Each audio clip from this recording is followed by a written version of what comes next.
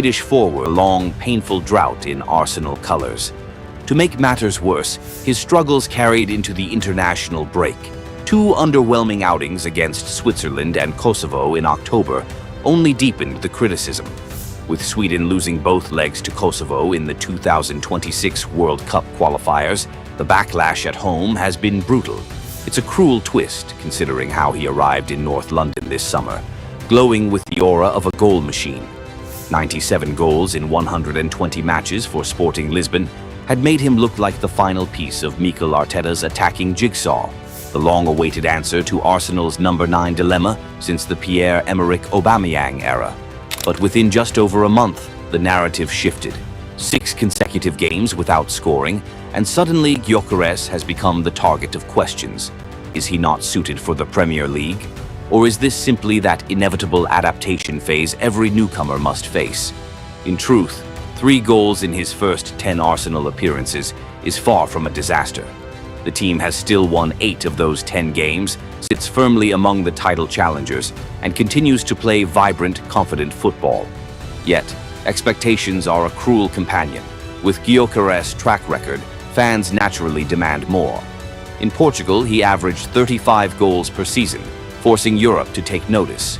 In England, however, the cold numbers haven't yet spoken for him. Inside Arsenal's camp, though, there's no panic. Arteta remains calm, saying, "The workload he puts in is unbelievable." Bukayo Saka echoed the faith. "He's a big reason why we're winning these games." And Gabriel Martinelli went even further. "Viktor can still score 40 goals this season." Clearly, belief hasn't left the dressing room. Arsenal still trusts their Swedish striker. You could say Viktor Gyökeres' start at Arsenal has been far from ideal, but it's not a disaster either. It's just been tough. Circumstances forced him into the spotlight sooner and longer than expected, with Kai Havertz's knee injury throwing Mikel Arteta's rotation plans out the window. Out of Arsenal's first 10 games, Gyökeres played the full 90 minutes in 6, a heavy workload for a player who never had a proper preseason, spending most of the summer finalizing his move to London. Naturally, his sharpness and rhythm aren't yet at their peak. Yet, if you look beyond the goals, there's plenty for Arteta and his staff to be pleased about. The Spanish manager even said after the 2-0 win over West Ham, "The way he stretches defenses and creates space is just brilliant," and he's not wrong. According to the data, only Ollie Watkins of Aston Villa has made more offside-breaking runs than Gyökeres this season, a stat that perfectly sums up his tactical value. He's a very different kind of number 9 compared to Havertz or Gabriel Jesus. His relentless movement keeps defenders constantly on edge. Take the Newcastle game, for instance. One clever diagonal run from Gyökeres pulled Malik Thiaw wide, opening a massive pocket of space that Leandro Trossard almost turned into a goal. That kind of movement, creating space even without touching the ball, is exactly what Arteta emphasizes in every press conference. He wants Arsenal to dominate through spatial intelligence, and Gyökeres is helping unlock those tight, compact defensive blocks every week. What's more, he's been man-marked more brutally than almost any striker in the Premier League this season. Defenders are constantly doubling up on him, which ironically benefits his teammates. In the Newcastle match, both Thiaw and Botman were glued to Gyökeres, leaving Ebereki Eze free to shoot unmarked, a sequence that nearly led to a goal. Against West Ham, it happened again. Kilman and Mavropanos were so focused on the Swede that Eze found himself in acres of space, his strike rebounding into Declan Rice's opening goal. Those are contributions you won't see in a highlight reel, but they're invaluable. A striker's worth isn't just in how many times he hits the net. It's in how he disrupts, distracts, and destroys defensive structure to let others shine. And in that sense, Gyökeres has been quietly brilliant. He's also thriving in the pressing game, something Arteta treats as the first exam for any attacking player. Compared to Havertz, Gyökeres presses higher, harder, and more effectively, often winning the ball back deep in the opponent's half. If you think about it, Arsenal has been here before, with Kai Havertz, no less. It took the German nearly half a season to score his first open-play goal for the club. Arteta knows better than anyone that adapting to his intricate tactical system isn't a process you can rush. Now it's Viktor Gyökeres' turn to learn that same language, the Arsenal way of reading the game.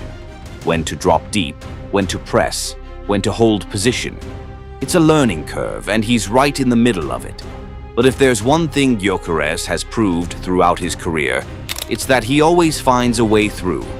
At Brighton, he barely got a chance and quietly left through the back door. At Coventry, he started slowly, then exploded to become one of the Championship's deadliest forwards. Even at Sporting Lisbon, people doubted whether he had the physique or pace to thrive in Portugal.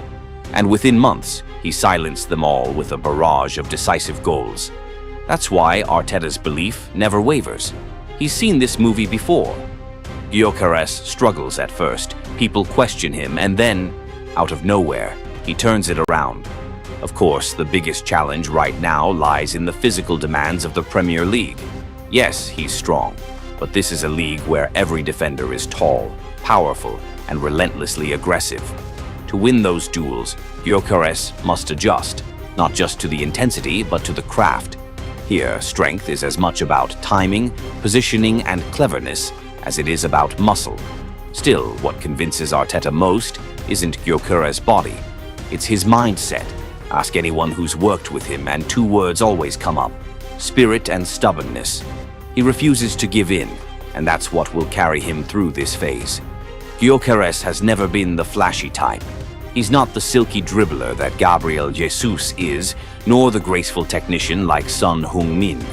What he brings instead is efficiency, intelligent movement, sharp timing, and a striker's instinct to be in the right place when it matters most. You could see that connection growing in recent games too. Against Olympiacos, when Martinelli could have pounced on the rebound, he actually held off, waiting to see if Gyökeres' shot would cross the line. The ball hit the post, and only then did Martinelli tap it in. That tiny moment said everything. This team wants Gyökeres to succeed. They know that once he finds that killer rhythm again, Arsenal will become an even more dangerous machine. With Arsenal now playing with a more direct, attacking edge and a midfield built to feed and protect their number 9, Viktor Gyökeres has every tool he needs to succeed. He's got the space, the support, and, most importantly, the manager's trust. The only question that remains is whether he can seize this moment to prove his worth. Because if he does, the rewards won't just be his. They'll belong to Arsenal as a whole. His goals could become a symbol of a team evolving into something complete, something ready to win. Right now, Arsenal stand at a crossroads.